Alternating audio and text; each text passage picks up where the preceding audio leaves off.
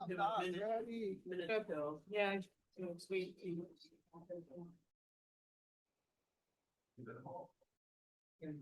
Waiting till the meeting. Waiting for a minute to.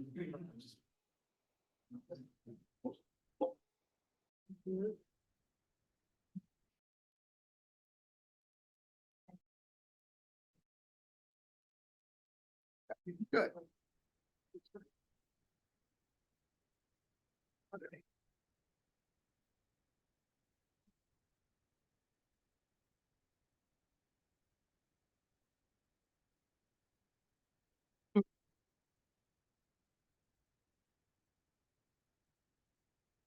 Good evening, everyone, and welcome to the Troy City Council Finance Committee. It's September 18th, and I would ask that you join me in the Pledge of Allegiance. I pledge allegiance to the flag of the United States of America and to the republic for which it stands, one nation, under God, indivisible, with liberty and justice for all.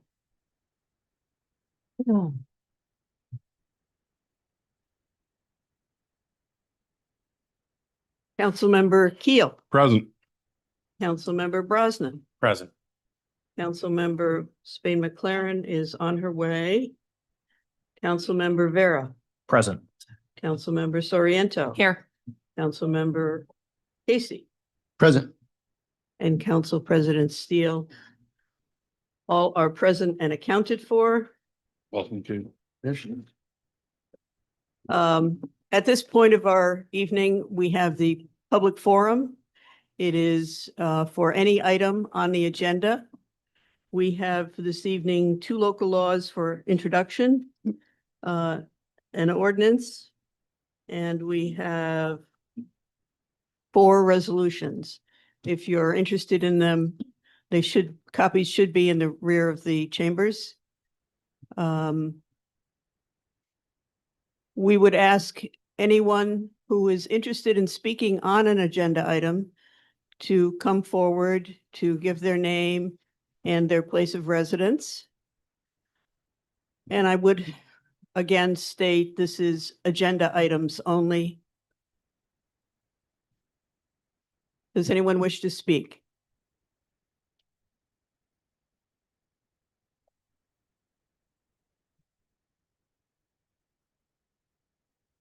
Is the mic on? You have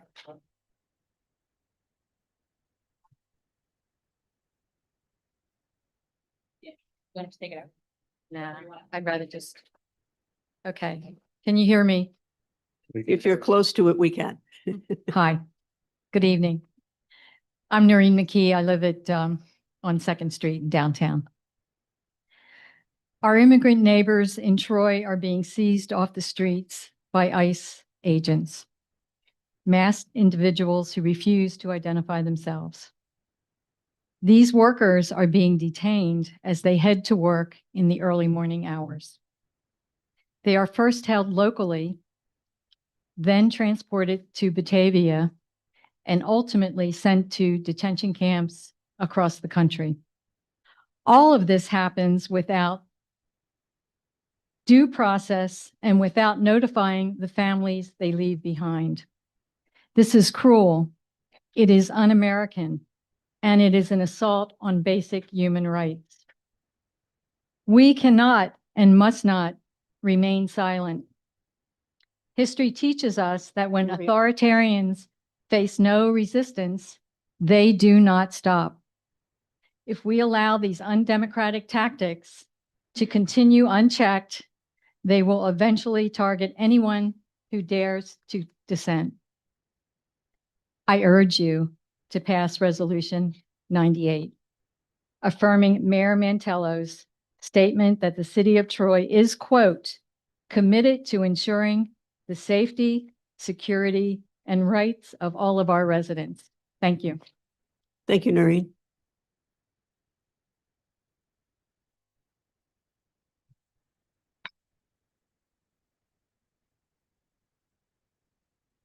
My name is Jessica Ashley.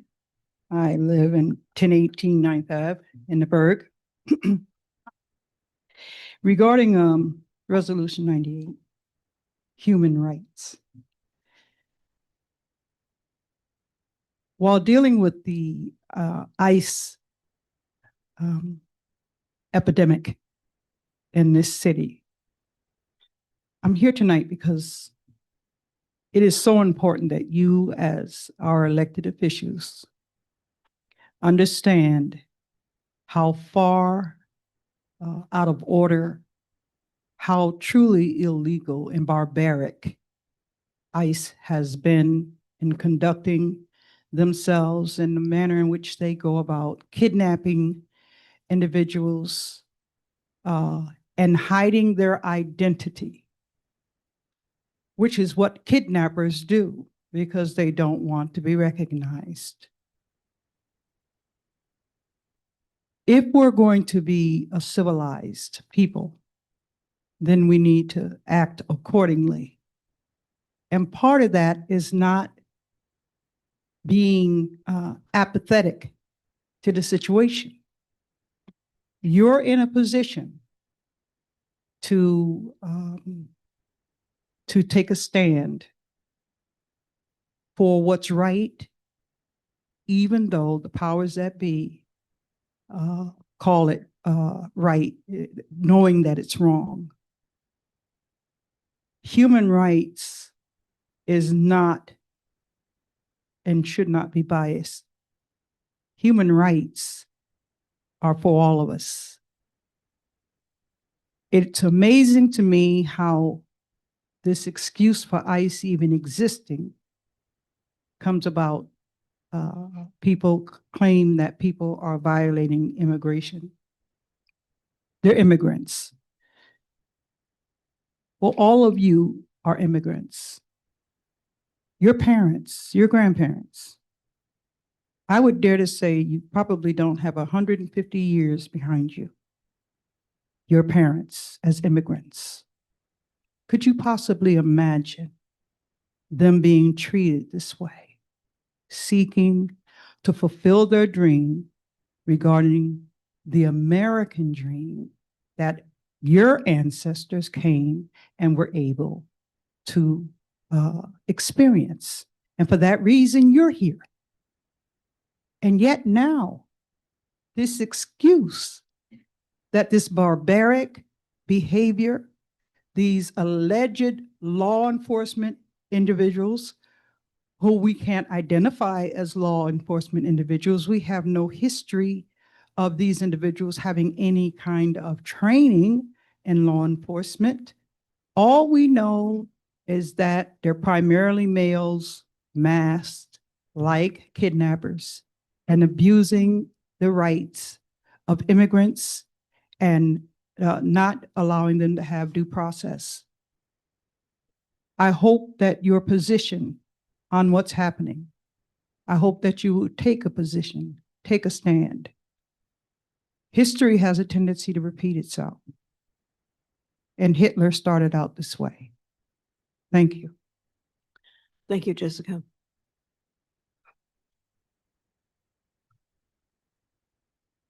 Does anyone else wish to address the council on any agenda item?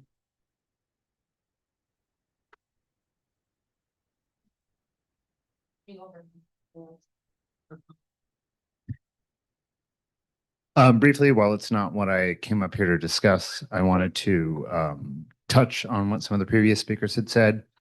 A very good friend of mine, as some of you know, runs an NGO in Guadalajara called the Rhizome Center, and she deals a lot with issues of veterans and their families who have been deported. And she does a lot of policy work. She is very familiar. I speak to her quite often. There are many cases of citizens being illegally detained and rounded up without any due process and put on the path to detention.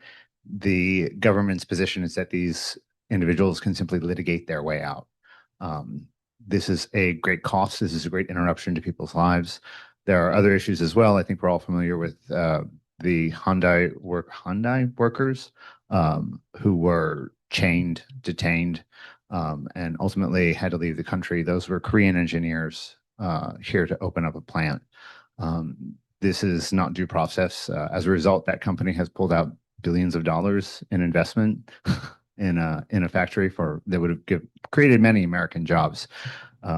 This is some problematic activity, but that's actually not what I'm here to talk to you about. I know that there is also a local law to allow video conferencing and remote participation for you, the voting members of the council, in situations of emergency. I have, as you might know, that Troy is not the only municipality where I will attend meetings or view meetings sometimes.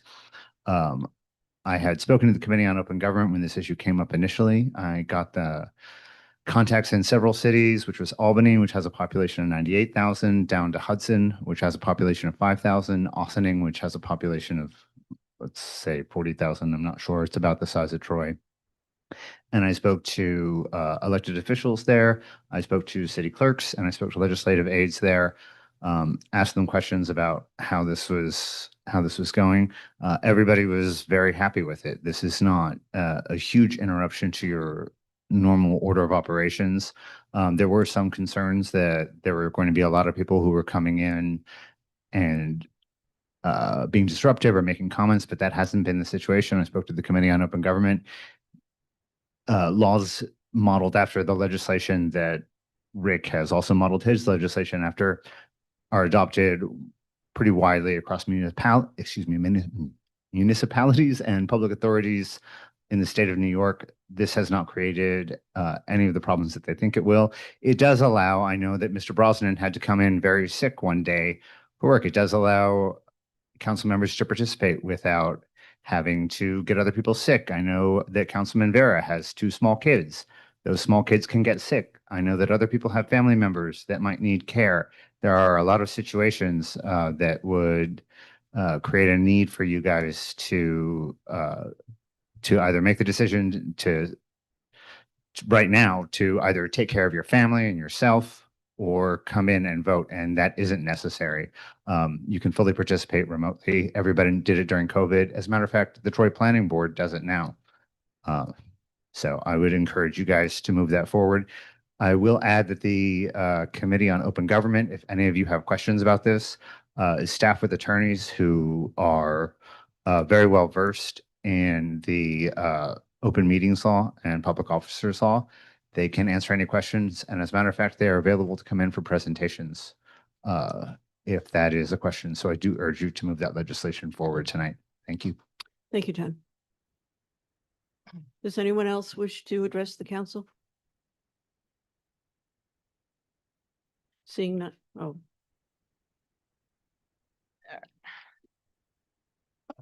So I just wanted to read a few things in regards to, would you please state your name for the oh, record? Sarah, and I live in Troy. So I jotted some things down in regards to Resolution 98, I believe it's 98, that I'm just going to read off. I'm basically, first I want to just state that I'm strongly opposed to Resolution 98, but I'm going to explain why. I'm going to go point by point. 1 through, I believe it was 1 through 5. On the first point, on the legislation on the backup, it mentions inherent dignity and rights of all individuals residing within our city. Every person has human dignity, but the United States Constitution and federal law make clear that U.S. citizens and those lawfully present enjoy the full spectrum of those rights. Non-citizens here illegally are in violation of federal law the moment they cross our borders unlawfully or overstay their visas. To claim that enforcing immigration law is an attack on dignity is a distortion of the law. The second point, excuse me, was fear and disruption in our neighborhoods caused by ICE activity. I believe what actually causes fear and disruption is not ICE, it's crimes committed by individuals who are in our country illegally, including drug trafficking, human trafficking, gang violence, and fraud. ICE does not randomly target law-abiding immigrants. Their operations are intelligence-driven, and focus overwhelmingly on criminal aliens and immigration fugitives. They are not out sweeping. They're not out knocking random doors, checking for citizenships. On the claim that a Troy resident was removed after applying for a green card, that statement is misleading. Individuals who apply for permanent residency are not immune for deportation. if they are in the country unlawfully or have criminal backgrounds. ICE does not remove people simply for filling out paperwork. They remove individuals when federal law mandates removal. Leaving out that critical fact is dishonest. The fourth point was community organizations opposing ICE. Groups such as the Justice Center, the Sanctuary Coalitions, have a political agenda that does not represent the interests of the law-abiding majority. These organizations routinely ignore the suffering caused by illegal immigration, including wage suppression for American workers, increased strain on schools and hospitals, and the criminal acts of repeat offenders. Their demand for transparency is a smokescreen to obstruct lawful enforcement. I believe the last point was due process rights of detained individuals. Every individual taken into custody by ICE is afforded due process under the U.S. law. They are processed through the immigration court system, represented by counsel if they choose, and are subject to judicial review. Suggesting ICE operates outside the Constitution is just false and inflammatory. Instead of condemning ICE, Troy City Council should stand with law enforcement at every level. Local, state, and federal partnerships, including ICE, are just common sense policing. Shielding criminal aliens under the guise of civil liberties is a betrayal of victims in our communities who suffer the consequences of lenient immigration enforcement. Federal immigration law exists to protect Americans. Cooperation ensures that dangerous criminals are removed rather than released back into our streets. In conclusion, this resolution does not protect Troy residents and endangers them. It undermines law enforcement. It sows distrust, and it sends the message that Troy is a safe haven for those who break the law. ICE is not the problem. Lawlessness is the problem. The city council should rescind this resolution and commit itself to working with, not against, the federal government in ensuring that Troy remains a safe place. This city council has no authority over federal immigration policy. You are all elected to focus on local issues. Immigration is a national matter. Even if it affects your constituents, you can make no changes to federal immigration policy. Even if this were to pass tonight, or if Troy declares itself a sanctuary city, it would change absolutely nothing. The federal government, ICE, FBI, if they need to come here, they still can. The city in North County has any legal ability to interfere. So what exactly are we trying to accomplish here? Instead of sending out alerts warning that ICE is in town and encouraging people to run and hide, which some could argue is aiding and abetting, we should be focusing on issues that actually are within our control. Roads, crime, housing, infrastructure, public safety. Time and time again, I've seen the minority on this council prioritize national political narratives over the real needs of your constituents. Things that you can actually control, that are actually within your power. That's not what we're elected to do. You're elected to serve this community, not to pass symbolic legislation that does nothing except divide people and stir up fear. Let's stop the political theater and get back to focusing on Troy. Thank you, Sarah. Thank you, family members, for your support. That was uncalled for. It was necessary. It's uncalled I just, Sit in the, please sit. my name is Mark. I'm a resident of Troy. Just to due process is something that is foundational within our organization, within the organization of Troy, within the organization of the state of New York, within the government of the federal government. And 9 months ago, I would have agreed with everything Sarah McDermott just said. However, the activities of the current administration and how they have chosen to use ICE nationwide, the Koreans in Georgia is an excellent example of overreach. And I think just solidifying the fact that we are against the overreach of ICE, which this resolution is trying to address, is important distinction of what Sarah has said versus what the resolution is trying to say. This is not saying that we're against the federal law. We're trying to say enforce the federal law. Don't overstep the federal law. Thank you. Thank you, Mark. Does anyone else wish to address the council? Seeing none, we'll move along. We have, as I mentioned earlier, two local laws for introduction only. Local law number 2, a local law amending chapter 2 of the Code of the City of Troy to add a new Article 7 for the purpose of authorizing remote participation by video conferencing for members of the city council and other public bodies of the city of Troy. This is being introduced by Councilmember Vera, and again, for introduction only. Local law number 3, a local law amending sections 257-11, 257-13, 257-22, and 257-25 of the Code of the City of Troy. It's being introduced by Council President Steele, Councilmember Casey, at the request of the administration. And now for action tonight, we have one ordinance, Ordinance 45, ordinance amending Chapter 79 of the Troy City Code. Council President Steele, Councilmember Casey, at the request of the administration. Is there a motion? Motion. Councilmember Brosnan, is there a second? Second. Councilmember McLaren. Discussion on the ordinance. I would ask that the Corporation Council come forward. Did you see my email earlier today?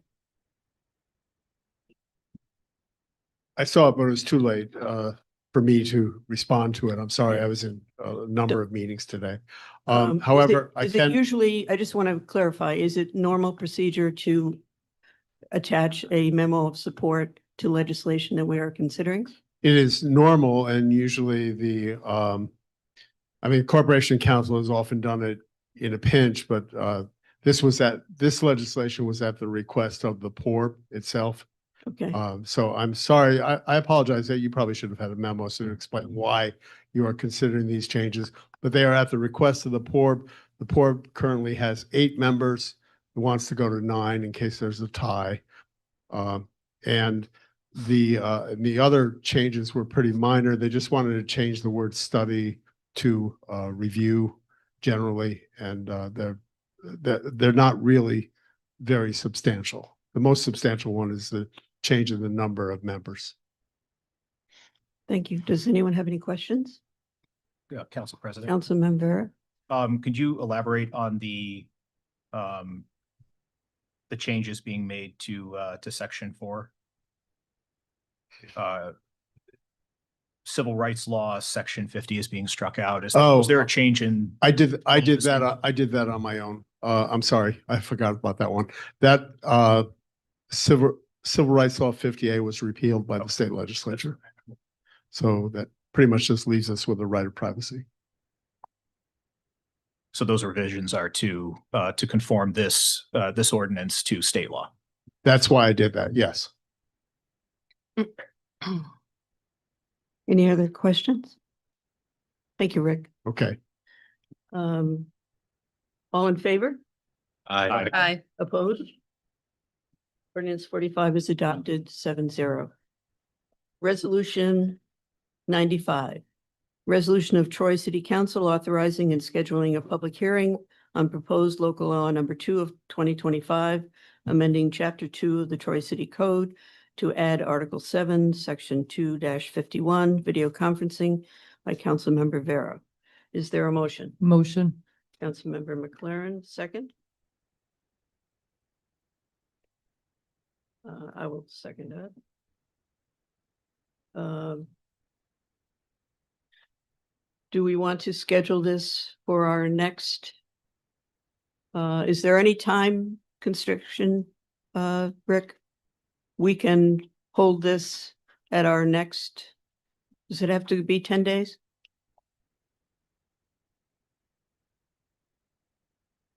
So most public hearings require 10 days notice, but Right. Okay, so the next finance meeting, we could have it? that would work. Yeah. Pardon me? No, not today. The public hearing, the resolution's on the agenda, though, correct?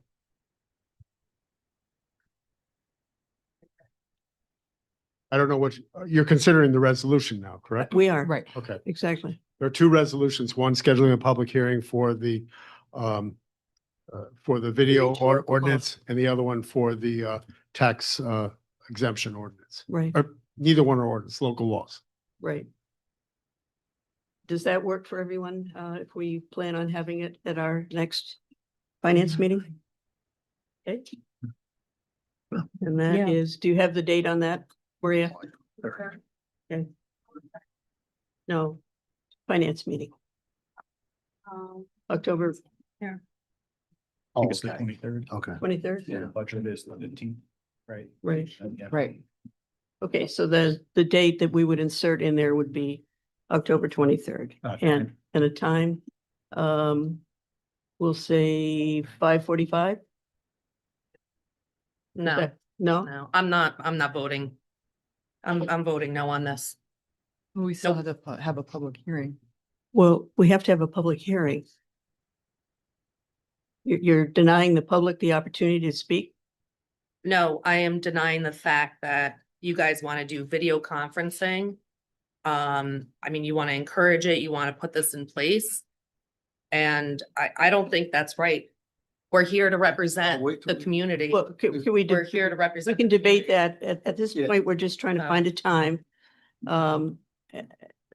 Is, we have a 6 o'clock finance meeting scheduled. Would 5:45 work time wise? I think we have budget meetings that day too. Do we? Not the 23rd. Oh, yeah, we do. We have 6 and 7 on the I think I was 23rd. gonna move the Finance finance it. meeting to 5:30 because we have budget meetings at 6 o'clock and 7 o'clock. 5 o'clock. Because we're gonna have 2. Well, let's say 5 o'clock then.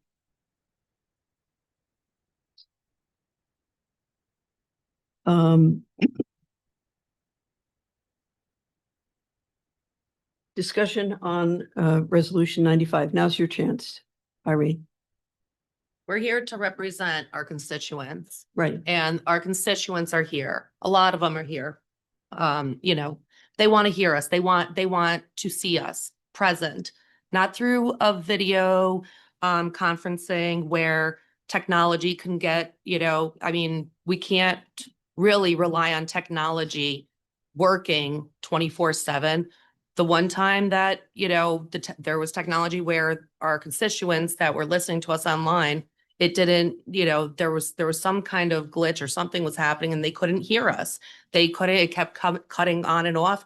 So for us to allow council members to do video conferencing, and then what happens if there's a glitch and they can't hear or see their own representative? What happens then? And not only that, but when you're doing video conferencing, you have to open your doors up to the public and it has to be ADA compliant. Well, what if my house is not ADA compliant? What happens then? I think What happens then? yeah, I think you misunderstand the law. Councilmember Vera, who's the sponsor, can help you. Yeah, just clarify a few points.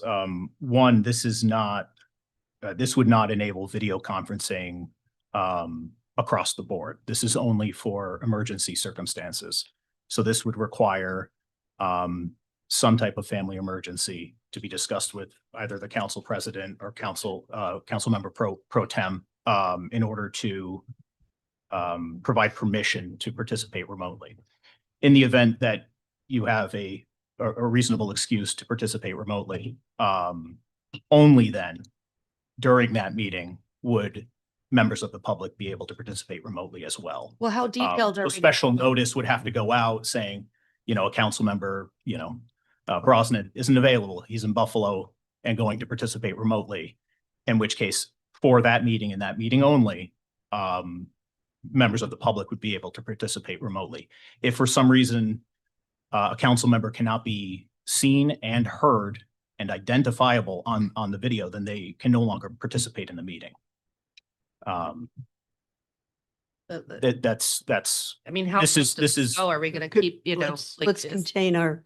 No, I'm asking a question, Council President. I'm asking a question. So Our let rules. me our ask rules that state question. that we talk one at a time. I want to make sure the councilman has done his remarks, then it will be your turn. I'd be happy to discuss. Yeah. All right. So now that I almost lost my train of thought, thanks, Council President Steele. You're welcome. So how far does this go? Meaning, okay, you know, how detailed can we get with this? I mean, if I can just say, oh, I have a family emergency, I'm gonna do video conferencing. I would be, Or, you know, I mean, because I can easily make up and selfishly, listen, selfishly, absolutely, this is awesome. But I can't think for myself. I have to think for the general public here. And we should be present as a whole, as a council representing our constituents.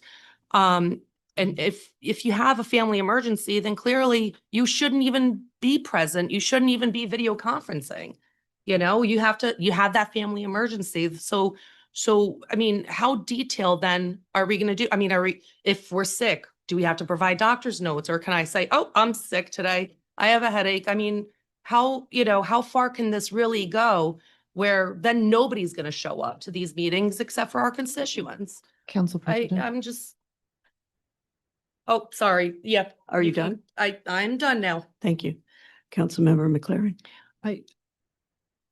I guess I'm of the mindset that we as a council are, can be trusted to only ask for the permission to do this if it's a real emergency. I, in the very beginning, had to miss a meeting because I was in the hospital with my daughter, but we were secluded. I could have easily done, if this were in place, I could have easily participated. I would rather have done that than not be there at all. And I think that's what we're talking about. It's a choice between you show up remotely or you can't at all because it's impossible for you to get here. And again, I think with permission, and because when I was on the zoning board, we still were able to, after COVID ended, we still, like the planning board, were able to do video conferencing. So there were times when some of the members had to participate by video, and I didn't, there generally wasn't an issue with it. So I don't think it's meant for, sorry, I don't think I don't think the spirit of this resolution is so that we can just not show up. I mean, I think all of us can agree that we are, we're here because we want to be here and would be here except for an emergency. I would just like to remind the council that we are scheduling a public hearing. We are not debating this at all. Council This President. this is an opportunity for the public to voice their opinion on this. And I think it's very important for us to hear what people have to say.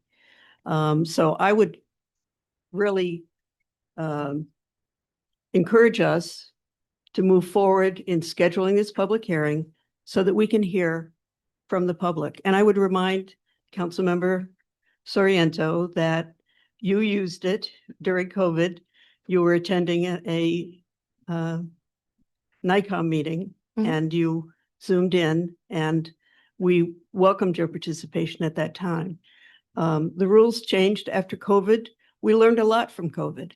And I think this is one positive outcome. So I would encourage us to move forward with the vote on this. Council President, I would like to speak. Certainly. So regarding the trust, yes, great. I absolutely want our constituents to trust us. However, our previous council member sitting in Councilmember Brosnan's spot prior to him said that he couldn't make it to a meeting because he had a family emergency. But yet I saw him with my own eyes hanging out at Bootleggers. So that's just an example, okay, about trust. Number two. I mean, I'm just, it's a perfect, truthful example. I might be able to pull up the photo on that. So, and about the planning board, okay, that's an appointed position. We are elected officials. Very big difference. And we have our constituents here or listening, and they should, we should be here as a whole, a council as a whole representing Troy in person. And that's where I'm going to leave it. I'll yield back. Thank you. Council President. Councilmember Casey. I just want to say on this, I could see why, of course, Aaron, you did this, you've been elected, you've been just a great councilman, and you've been very committed to what you're doing. And the one time you were sick. So I totally understand where you're coming from. And as far as the council as a whole, listen, I trust every one of you. I understand what Katie's saying. I understand that. But I just wonder in the future that there could be abuse after us if this is passed. There's certainly some people running for council now that I would have to say are very radical. And I would think, could I trust them?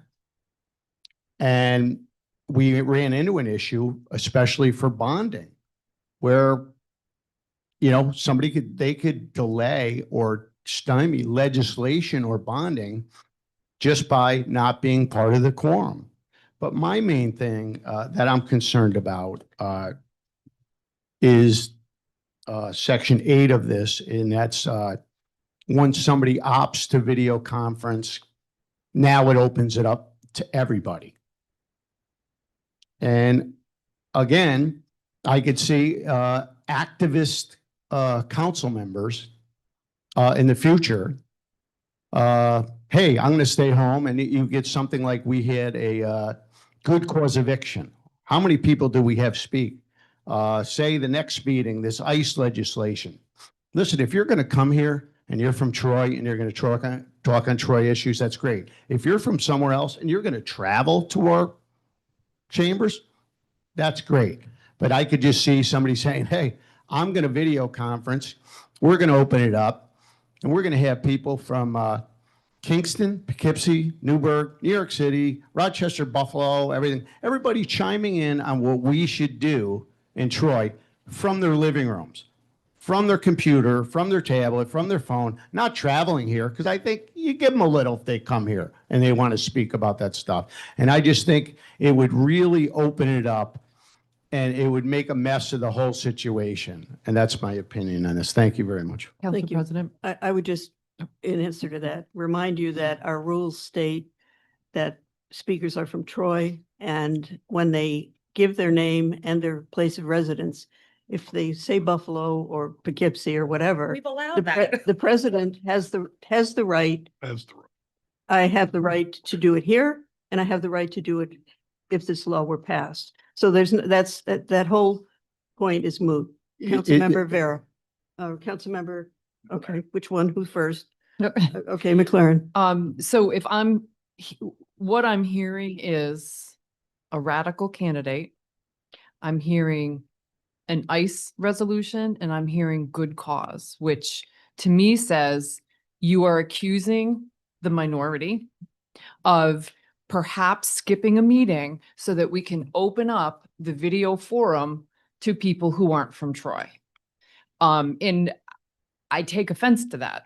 I think every one of us as an elected official, yes, there may have been times in the past, I wasn't sitting on the council at that time, but I think if this law were to put in place that someone needs to have an actual emergency approved by the president and pro tem, we have to trust each other. We're here because we want to be here. I can speak for myself. I wouldn't skip a meeting so that I could open it up to people to make comment that wouldn't normally travel here. I think it's, you're right, Council Member Soriento, that we are elected and we should be here. But if we had a true emergency, that would allow us to be here so that our constituents would still be represented. That's good. Councilman Vera? Thank you. I would just ask that other council members vote for this resolution to continue this discussion.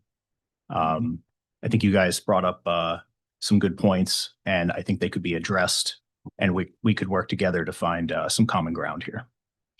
So I'd ask for that opportunity. Council President Seal. Councilmember Casey? I just want to go back to what I said originally to set things straight.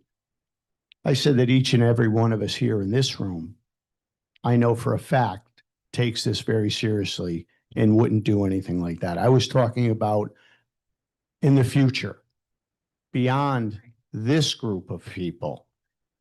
I would also like to say that as far as somebody saying they're not coming, in the future, it could be abused because I would have to say with HIPAA, I doubt you can ask why someone is not attending. And I would also have to say, unless I'm wrong, and maybe we could get our corporation counsel up here, we cannot refuse someone speaking at our meeting. I thought that was always the case. If someone wants to speak at our meeting, Check the rules. no matter where they're from, I think in the past, it used to be Troy only, but I don't think that's the way it is now. And I thought that was always what was understood. Could we just get a clarification on that?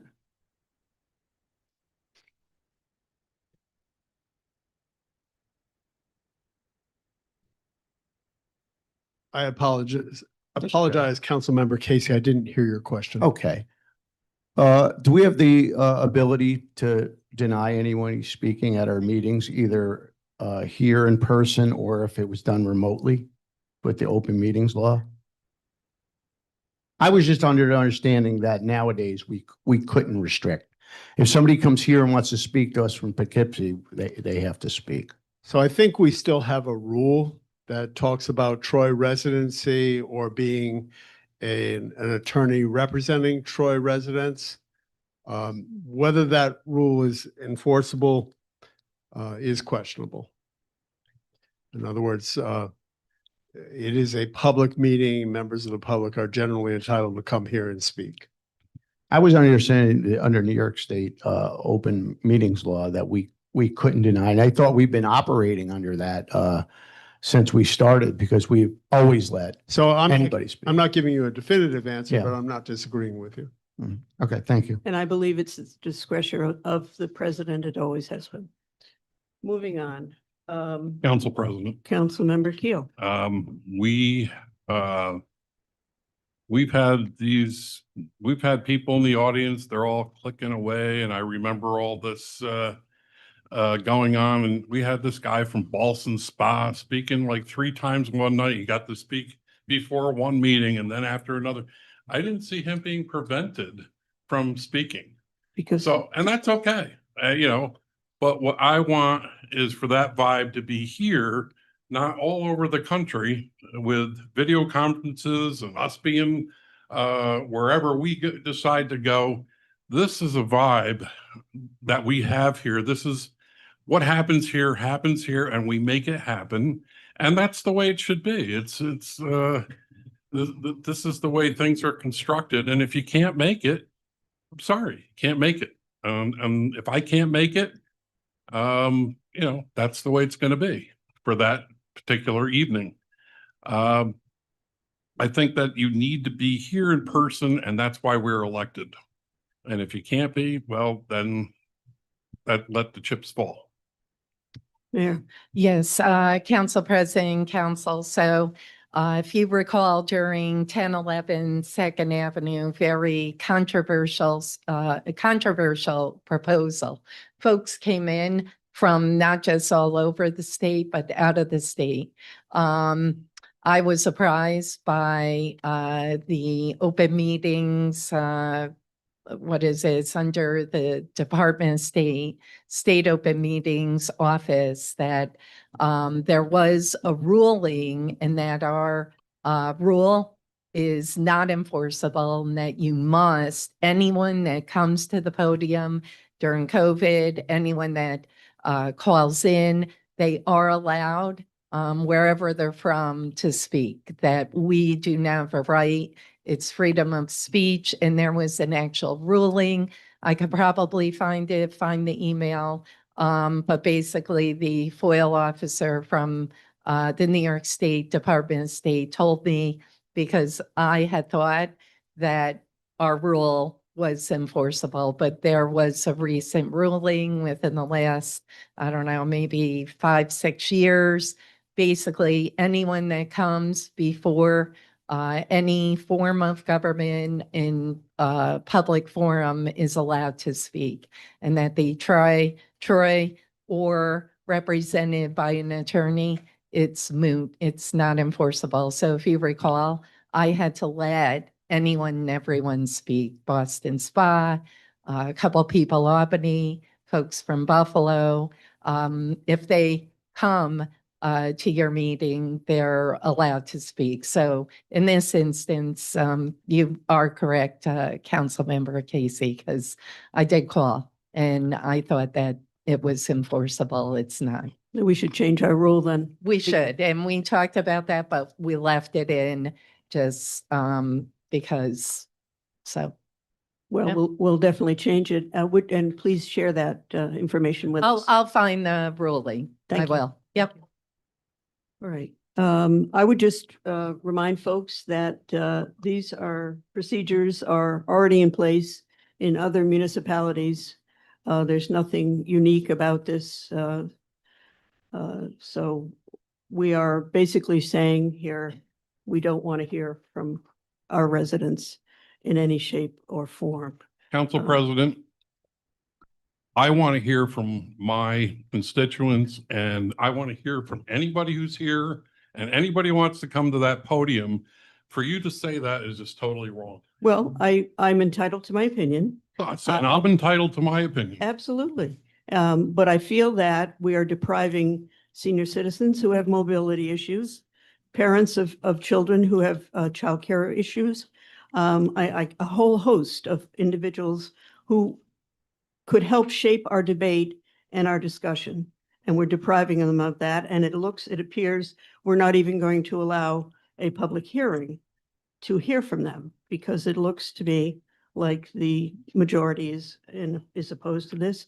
I'm sorry to say. Council President, up until now, I have never heard anybody get to that podium and say anything about wanting to have anything like this. But anytime anybody wants to say this, they may in the open forum. Okay, Coun- thank you. Thank you. Council President Steele. Councilmember Casey. I just want to say something about something that was just said. You were just saying that if somebody was disabled or something like that, but they can't participate unless somebody wasn't here. So unless you're talking about a council person that is older or disabled, but of course they would have to participate. I mean, it would be very strange for us to have a council person that never attended our council chambers. Our buildings are ADA compliant. But I just want to say, with all due respect to Councilman Vera and why this was put forward, I utmost respect. I'm just saying I find a couple of parts of it problematic, and that's why I'm going to be voting no. But with all due respect. Any other comments? No. All in favor? I, Opposed? No. No. We have a show of hands for the noes, please. Thank you. Resolution is adopted 4-3. Resolution 96, a resolution of the Troy City Council authorizing and scheduling a public hearing on proposed local law number 3 of 2025, amending chapter 257 of the Troy City Code, Article 4, oh, that one's. senior citizens exemption, and Article 6, exemption for persons with disabilities.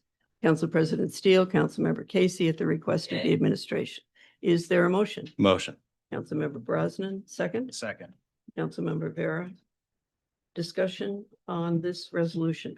Council President, Councilman Vera. I would suggest that we hold this hearing on October 23rd at 5:15. That work for everyone? Is that a meeting night? It's the finance. It's the same night as the other public hearing would be. Okay. On same night as the And- finance. We have a number of budget hearings that night. It's going to be a long night. So what time is this? The one we did previously was 5 o'clock. That's on the video conferencing local law. And this would be 5:15 on the changes Okay, great. to the exemptions. Does that work for Sharon? Okay. Any discussion on this resolution? All in favor? Aye. Opposed? We have a public hearing and that has been adopted unanimously. Resolution 97, resolution accepting a grant from the New York State Governor's Traffic Safety Committee for police traffic services and authorizing the mayor to enter into a contract and execute documents related to the grant on behalf of the city. Council President Steele, Councilmember Casey, at the request of the administration. Is there a motion? Motion. Councilmember Soriento, second. Second.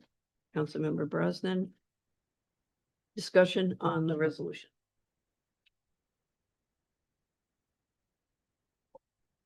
All in favor? Aye. Opposed? Resolution is adopted 7-0. Resolution 98, resolution in support of human rights, due process, and government accountability in response to recent ICE activity in the city of Troy. Council President Steele, Councilmember Spain McLaren. Is there a motion? Motion. Is there a second? Second. Discussion on the resolution. Council President. Councilmember Soriento. So I have a statement. And I ask that everybody be respectful when I am reading this statement. As a representative of Troy, I want to make it absolutely clear. I am strongly opposed to Resolution 98. While we must always respect human dignity and uphold due process, this resolution undermines public safety and sends the wrong message at the wrong time. Federal immigration enforcement is not within the jurisdiction of the Troy City Council. To pass a resolution that condemns the work of U.S. Immigration and Customs Enforcement is not only beyond our authority, but also irresponsible. Residents expect us to protect our communities by upholding the law of this nation, not weakening them. The dangers of ignoring immigration law are tragically clear. And I will try to pronounce the names of these victims. Laken Riley, a 22-year-old nursing student, was sexually assaulted and murdered while jogging by an illegal immigrant who had already been arrested but released instead of deported. Kate Steinle was walking with her father on a San Francisco pier when she was shot and killed by a man deported 5 times. Molly Tibbetts, a 20-year-old Iowa college student, was abducted and murdered while out for a run. Rachel Morin, a mother of 5 in Maryland, was raped and killed on a hiking trail by an undocumented immigrant wanted for violent crimes in this home country. In Troy, Carlos Corrales Ramirez, an illegal immigrant charged in the murder of Jairo Jesus Hernandez Sanchez. In Pittstown, Angel Fernando Pataguana Pachar, undocumented and unlicensed, sped past a stopped school bus as a 12-year-old girl was stepping off. Thankfully, the quick reaction of the bus driver prevented that tragedy. In New York City, Debrina Kawam, a 57-year-old woman, was sleeping on a subway train when she was set on fire by Sebastian Zabeta Khalil, an undocumented immigrant. She later died of her injuries.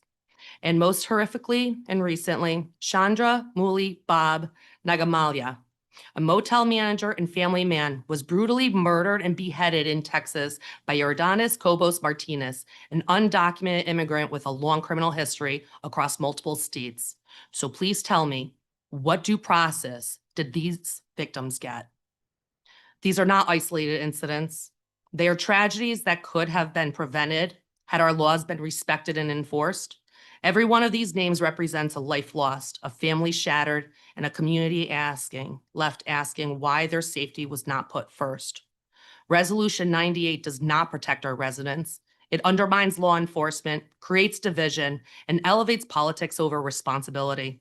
My duty as a representative is to stand for fairness, accountability, and the safety of all people in Troy.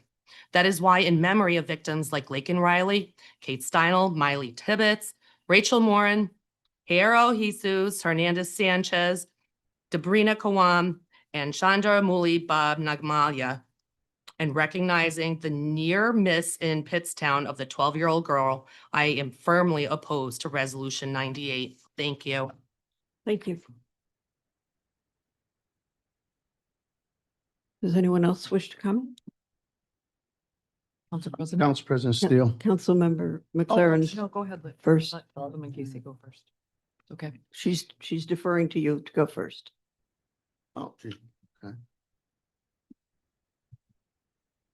Let me just say this whole thing about ICE in Troy, I think personally, I've seen this. I think there's a little of a boogeyman situation going on. I'm going to tell you, last month I was at the Osgood neighborhood meeting. I'd asked the health department to come there because I had given a man Narcan in the street the month before. Some representatives there were from the health department to give us a class and hand out Narcan to save lives. But the meeting was held up for a good 20 minutes because the Council 5 district candidate on her way somewhere saw ICE. There was ICE in Troy. We handed the phone to the community policeman. He didn't know. He followed it up with the chief of police, but the District 6 candidate gave us a 20-minute lecture on what to do with ICE and how to protect from ICE and make sure you yell out and ask for their names in case they're disappeared and all these other things. And this went on and on. And I've constantly heard, oh, ICE, ICE, ICE, a traffic stop, there's ICE. I don't really think that it's happening like people say, because this turned out to be what was called Operation Tidal Wave, and it targeted fraud in firearms, and it took 134 firearms off the street, Albany, Troy, and Minneapolis. It wasn't ICE at all. But I do want to comment on something that was said earlier. I think for some reason nowadays, and this is modern over the last few years, there's a problem with people distinguishing between illegal and legal immigration, especially as my family navigates this, and I've been deep into it for my daughter-in-law, who is from Vietnam. And we've been going through the process of getting her citizenship and making sure we do it correctly. And you know, when we talk about unmasking, we know exactly what it is. It's intimidation. You want to unmask, identify, dox, and intimidate law enforcement from doing their job. And Linda, who we're helping to get into this country legally and work here legally, is married to my son, who's in law enforcement. And you see nowadays how dangerous it is, especially when even in the city of Troy, on our Troy Republican page, people are saying we're Nazis. And you have radical candidates saying at the gym, saying, I'm learning, getting in shape to fight Nazis. Okay, it's a dangerous world out there. And what we want to do is we want to unmask and dox and intimidate. And are we going to get somebody killed? Okay, it's a very serious subject. Now, 90% of the people, we've never seen the people, it's been unprecedented. Yeah, it's unprecedented. It was unprecedented, the amount of people who came across this border illegally. 90% don't even fit the criteria for being granted citizenship. You know, it makes you long for the days when it's easy to look on YouTube and seeing every prominent Democrat in this country saying what Republicans do now on immigration. There's a reason why Obama was called by immigration groups the deporter in chief. You know, these are targeted things when they are around. They're not going to Home Depot here.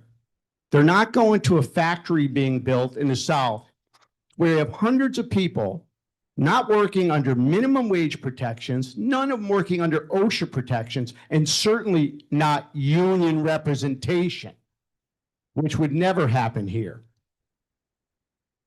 Okay, it's not a large brothel in New York where young women and underage girls are being human trafficked in large numbers. It's not even that. It's targeted. It's targeted for criminals.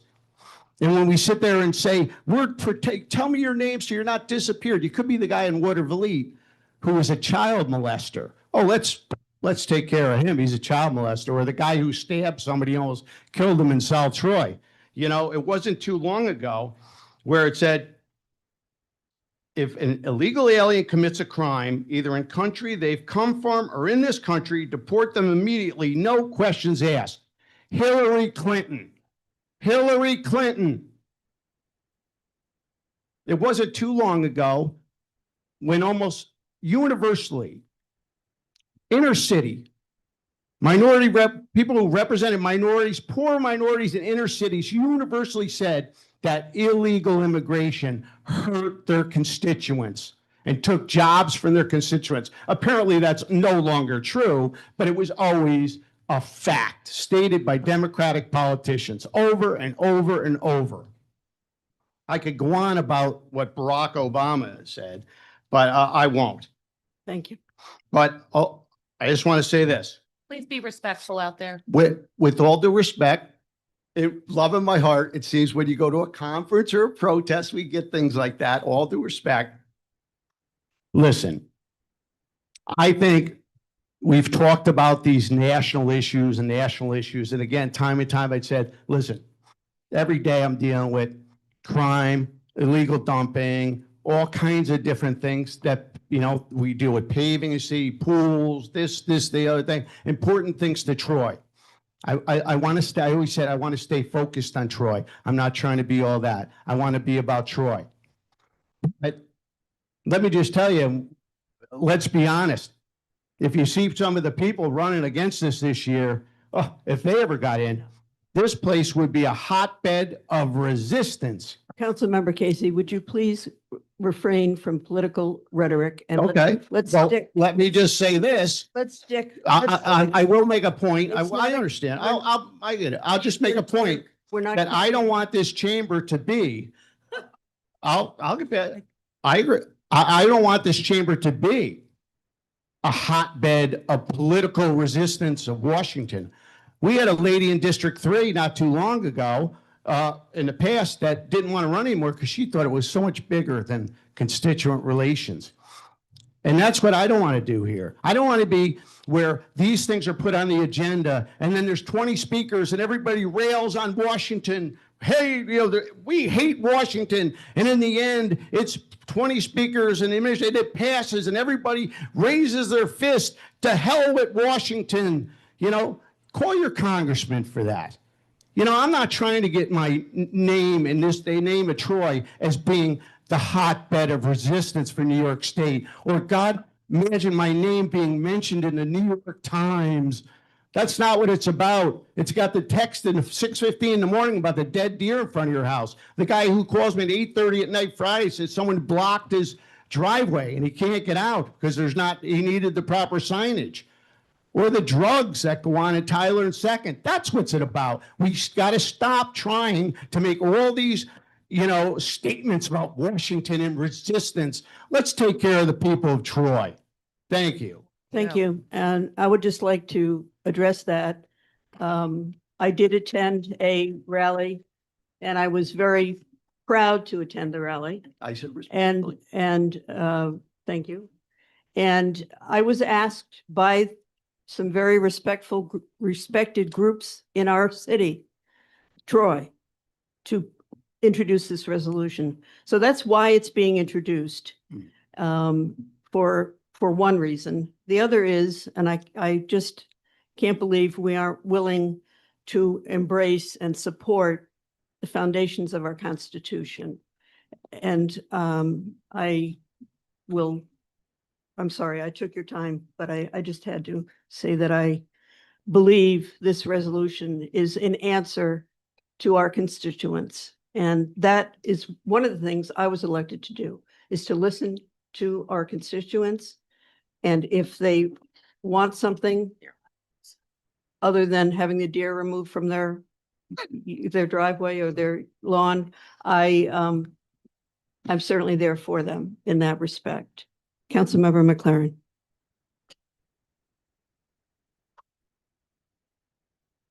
So we all stood tonight and did the Pledge of Allegiance. Well, actually, I wasn't here for it, but with liberty. Okay, could she please finish her remarks without interrupting. Now the crowd can't talk? Right. I'm sorry, I have difficult standing. You're not the only one. I didn't pick out anybody. I didn't single anybody out. Okay, I would, Maybe Ben, yeah. When everybody's, yeah. Folks, Sarah, please, let's be respectful. Let us please let Councilwoman McLaren finish her remarks without interruption.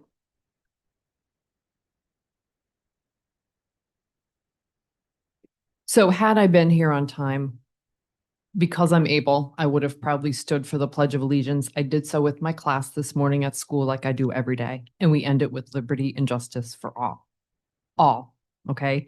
We, the state of New York, I can remember as a kid being proud of the Statue of Liberty, being proud of, going on field trips to Ellis Island, meeting people, throughout my college life, people saying, oh, you're from New York, you must always go to the Statue of Liberty because it's a landmark. We're a melting pot and I'm proud of that. I've always been proud of that. And if you read through this resolution, the only thing that it condemns is actions that violate the constitutional rights of due process and human dignity. It's not condemning any one person or one organization. It's not condemning anyone at the national level. This resolution is about Troy because ICE is in Troy and it's not boogeymen. It was not boogeymen when a co-worker of mine called and said that one of the families in their class is having a difficult time getting their kids to go to school because they are terrified. And they're here legally, but they are terrified. There are families in the city who will not try to access food pantries because they are scared. So they're going without things that they might need. There's a neighborhood in the area of my school where 2 entire households have just disappeared. I don't know for sure where they went. No one really does, but the assumption is that they were taken. Whether they had criminal histories or not, I do not know. I am not against removing people who are criminals. I have never been against that. But they also deserve due process. We have people being taken without due process. We have people being taken who are not criminals. We have people being ripped away from their families. And, our Fifth Amendment rights. People come here to make a better life for themselves and their families because they're fleeing violence in their own country. Yes, people come here to run drugs and people run here to escape, the judicial system in their own country. I get that. And yeah, afford them due process and get them out. I agree with that. But the families that come here because they are fleeing violence in their countries, they come here because of what we represent. And I don't feel like we're representing that to them anymore. And they came here looking for a better life. The kids in my school, their parents brought them here for a better life, for a good education, and to have the freedoms that America has always boasted about.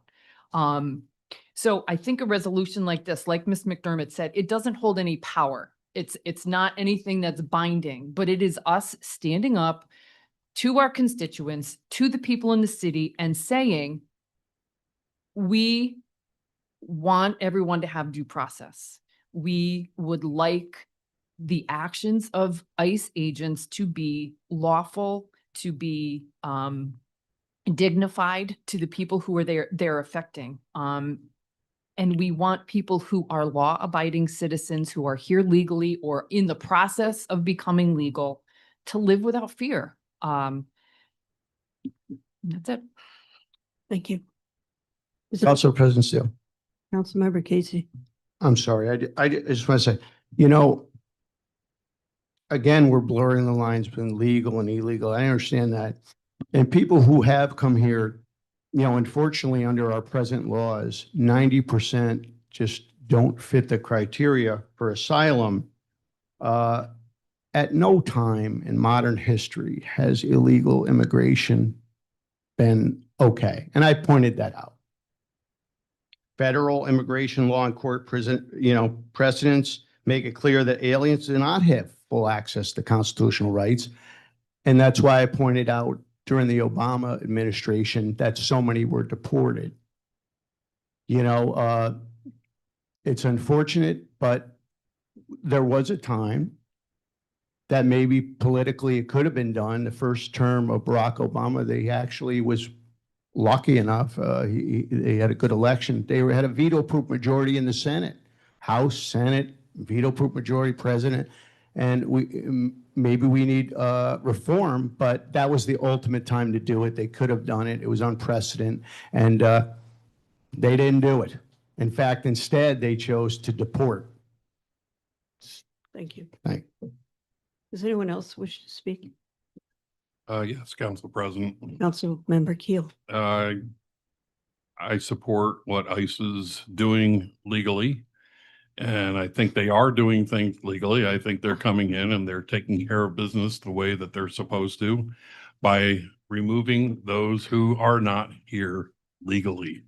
And many times these people who are not here legally are doing other things that are not legal.